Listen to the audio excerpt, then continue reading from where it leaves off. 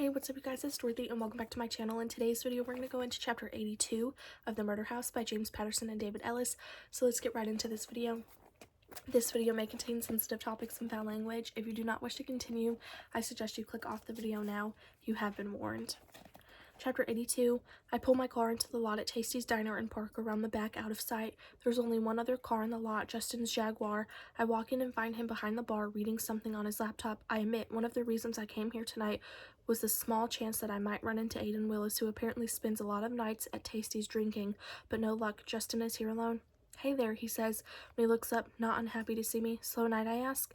It picks up in the summer, he says. He looks me over. You doing okay? I take a long breath. You must not be, he says, coming around the counter, walking up to me, unsure of how close to get, whether to touch me, the whole awkward thing again. I give him the short version of my lovely evening, that in the course of investigating my uncle's murder, I may have bent the law tonight and found myself on the wrong end of an arrest warrant.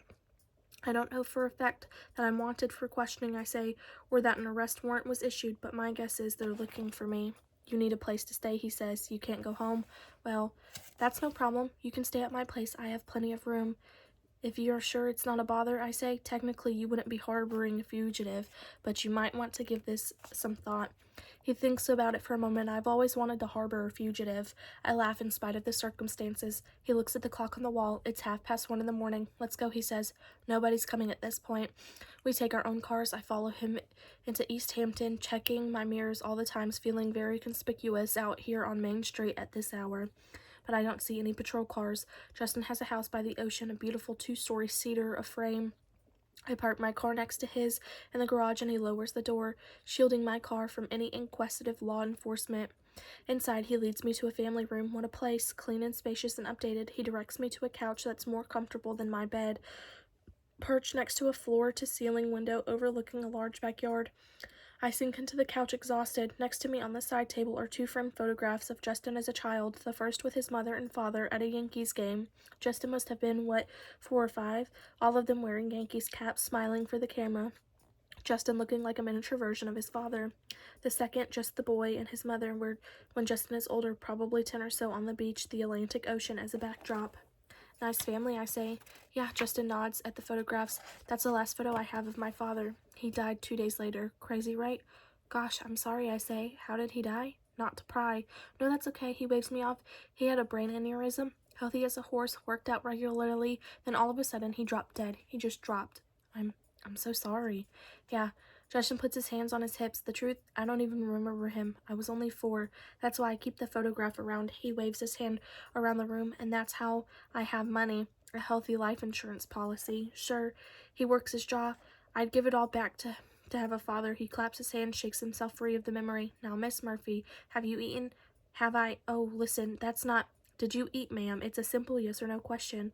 I chuckle again. No. He nods in the direction of his kitchen. I have cold cuts and some cheese and crackers, maybe even some fruit. I'd like some myself. That sounds great, I concede. He starts to leave but turns and spins. And what are we drinking? I can tell you need coffee or wine. I look at him. Wine, we say together. He returns first with 2 glasses of Chardonnay. Cheers, he says. Our second date. I realize my hands are shaking as I clink the glass with him. You're trembling, he says. He puts his hand on my free one. You're safe here, Jenna. Just relax. I nod and take a sip. It's on the sweeter side, but alcohol feels good right now, a little numbing of the anxiety. I'll get the snacks. He pops off the couch and heads into the kitchen. Justin's right. Isaac would never look for me here. I'm safe for tonight, but so much to do. I have to reach out to Ricketts to see what my status is. I need to find out more about Holden the Fifth. I have his lawyer's name, but no, Justin's right about that too. I have to slow down. If I don't get some sleep, I'm going to fall apart. I look over the room, picture windows on 2 sides, expensive leather furniture, a big screen TV mounted on the wall, an oak bookcase lining another wall. A nice, handsome, rich guy. Yeah, run away from this one, Murphy. You wouldn't want to be happy and comfortable, would you? You look more relaxed now, he says, carrying a tray of cheese and salami, some sliced tomatoes and grapes, a small fancy knife, the Chardonnay bottle tucked under one arm. He sets it all down and sits next to me on the couch. Now eat, he says, and drink, and be merry. I pick a couple of grapes off the bunch and pop them in my mouth. You're spoiling me, I say. I show up unannounced with the cops on my tail, and you spoil me? When he doesn't respond right away, I turn to him. He's watching me. Maybe I like spoiling you, he says, touching my hair. Is this guy for real? Are there actually guys like this out there in that other world? I mean, the one Justin mentioned where people are truly decent and honest and handsome too. He leans into me slowly, giving me the chance to decide, and I lean into him as well. The kiss is better than last time, less inhibited, more natural, each of us more at ease. He pulls back. You can stay here as long as you need to. He says, you're safe here.